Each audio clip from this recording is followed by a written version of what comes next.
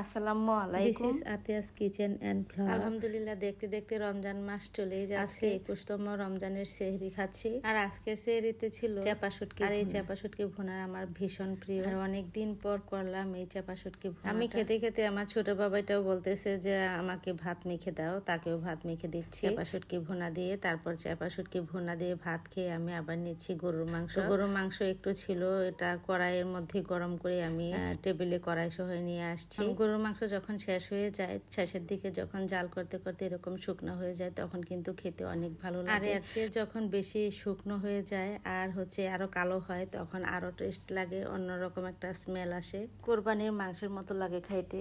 সেহরিতে ভাত একদম কম খাওয়া হয়, আর রমজান মাস এজন্য আর ডাল রান্না করা হয় না, 2টা আইটেম দিয়েই খাওয়া হয়ে যায়। আমার কিন্তু একটা পিস দিয়ে ভাত খাওয়া হয়ে গেছে, এত অল্প ভাত খাওয়া হয়। আমার বড় বাবাইটাও বলছিল যে মা 2 পিস তো বেশি হয়ে যাবে, বললাম যে এমনি এমনি খাও। এদিকটাই আবার আমার ছোট বাবাইটাকে আবার মাংস দিয়ে ভাত মেখে দিচ্ছি। আর এই যে দেখেন মাংসের কালার শুটকি ভুনার কালার কিন্তু একই হয়ে গেছে। ধন্যবাদ সবাইকে আতিয়াস কিচেনের সঙ্গে থাকার জন্য।